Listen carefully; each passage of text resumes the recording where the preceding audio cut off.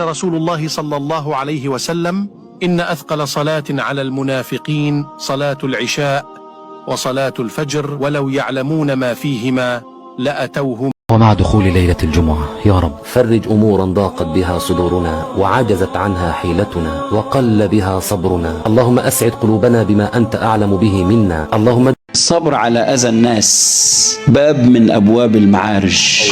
إن كل صاحب بلية وصابر على أذى غيره، جار ولا أخ ولا أخت ولا ظالم ولا واحد ما خافش ربنا فينا، إحنا نخاف ربنا فيه. وهذا يا إخواننا ليس معناه هوانك على الله، ده يكون معراج ليك للوصول إلى رتب المشاهدة، وإن الفرق قريب. لما تقرأ القرآن بالتسلسل ده: إن الله مع الذين اتقوا والذين هم محسنون، سبحان الذي أسرى بعبده ليلا.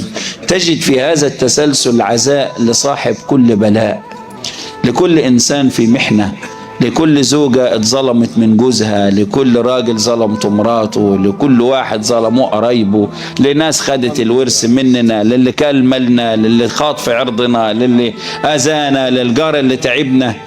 كل هذا الذي نعيشه يا عباد الله ما يكون فيه مصاب أشد من مصاب النبي في عمه. بيقول له: لا لا لا لا لا لا, لا. هم يعرفوا يقتلوا، إحنا نحيي. هم يسيئوا، إحنا نحسن. هم يظلموا، وإحنا نتقي الله ونخاف ربنا. ما نقولش ما هم عملوا كده، ما هم اللي بدأوا، ما هم اللي ظلموا، وإن عاقبتم فعاقبوا بمثل ما عوقبتم به. ده أنتم جميعا كأمة. ولئن صبرتم لهو خير للصابرين. لكن ده للأمة، أنت والأمة. أما أنت يا محمد واصبر وما صبرك إلا بالله. لكن بعض الناس فكر إن ربنا بيقول له عاقب الواحد بواحد، ده شرع، ده لما نيجي نشرع الواحد بواحد.